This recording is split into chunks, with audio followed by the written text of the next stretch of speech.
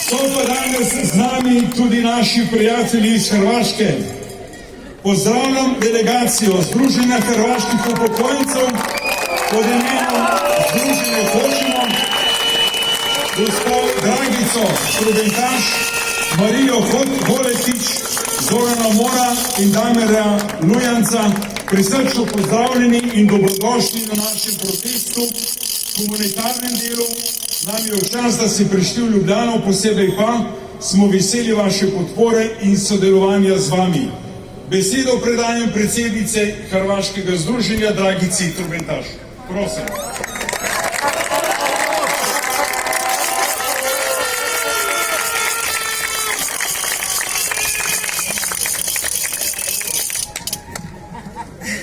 Poštovani kolege i kolegice, dragi prijatelji, hvala vam na pozivu na ovaj prosvjed kako i mi organiziramo u Hrvatskoj, ali s puno manje uspjeha.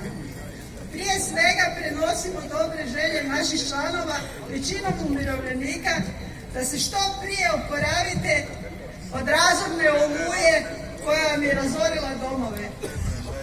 A oluja nije niti nas preskočila, a još se nismo ni oporavili od potresa koji nas je zadesio prije 3 godine.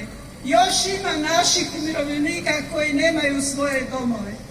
Pozdravljam vas u ime udruge i stranke Hoćemo pravedno, koja je u svom programu ostalo kao jedno od najvažnijih aktivnosti ima brigu za umirovljenike.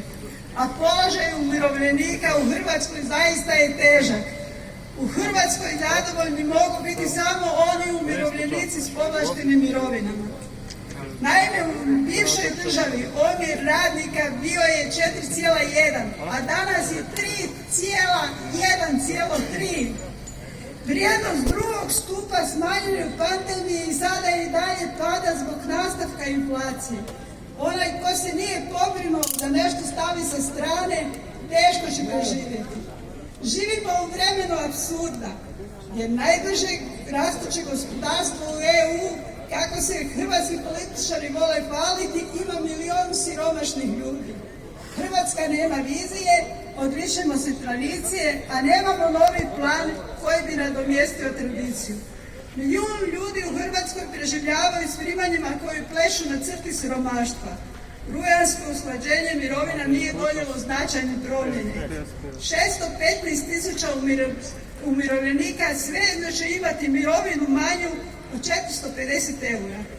Predizborno obećanje aktualne vlade od 60% mirovina udjelom u plaći prošli mjesec zaustavilo se na 37%. Neki dan internetom se proširila tablica koja pokazuje koje se države najbolje odnose prema svojim umirovljenicima.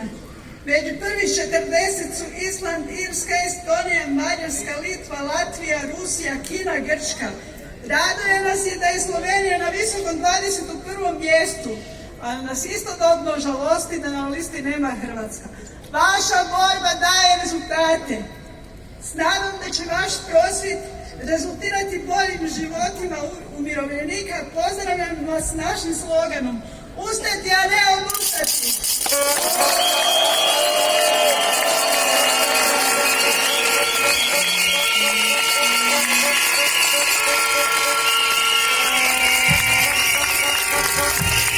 Hvala, gospa Dragica, hvala vam za podporo in tudi vašo pomoč. Upam, da ste razumeli. Pa sej Dalmacija skornaša.